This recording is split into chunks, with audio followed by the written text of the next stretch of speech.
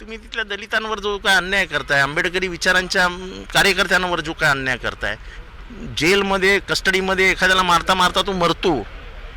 कशासाठी मरतो? तर तो संविधानाला वाचवण्यासाठी रस्त्यावर उतरलाय म्हणून मरतो. ही लज्जास्पद गोष्ट आहे.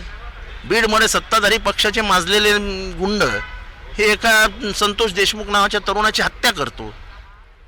त्याच्या डोळ्यावरती म्हणजे डोळे जाळण्याचा प्रकार महाराष्ट्रात मी पहिल्यांदाच बघतोय. हाड पूर्ण हाताचं हाड मोडणं, दोन्ही हाताची हाड मोडणं, दोन्ही पाय मोडणे, काय काय चालू आहे काय? म्हणजे क्रूरतेची परिसीमा आहे ही. हा माज आहे. माणूस क्रूर कधी होतो? जेव्हा त्याला माज असतो तेव्हा. हा माज आहे, माज. आणि आम्हाला आता पाशवी बहुमत दिलं आहे. ते कसं मिळालं त्याच्याबद्दल वाद आहेत, पण आता कोण काय आमचं करणार आहे?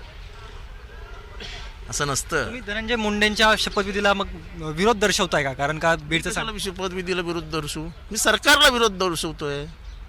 शपथविधी घेणं करणं हे सगळं त्यांच्या नेत्यांचा आणि मुख्यमंत्र्यांचा प्रश्न आहे. त्याचा माझा काय संबंध येतो?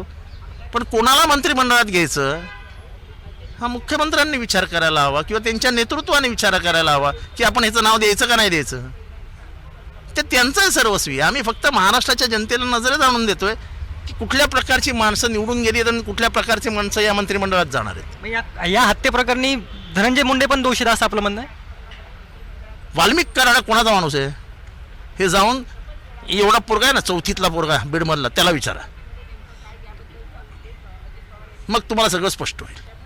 पण उद्यापासून होणाऱ्या निश्चितच तर सगळ्या शपथविधीच्या कार्यक्रमाला तर निमंत्रण असल्याचं यांच्याकडून सांगण्यात आलेलं आहे. परंतु चहापानाच्या कार्यक्रमावरती जो आहे तो या सगळ्या विरोधी पक्षांनी जो आहे तो आज बहिष्कार टाकलेला आपल्याला पाहायला मिळतो. आणि वाल्मिक कराड हे कोणाचा माणूस आहे आणि धनंजय मुंडे जे पद्धतीने आता शपथ काही मिनिटांमध्ये घेणार आहे, त्या संपूर्ण सगळ्या ह्या परिस्थितीवरती जो आहे ते प्रश्नचिन्ह या सगळ्या विरोधी पक्षांनी आता उपस्थित केलं चित्र आपल्याला पाहायला मिळत आहे. कॅमेरा पर्सन सिद्धांतसह रोहन कदम, जय महाराष्ट्र न्यूज, नागपूर.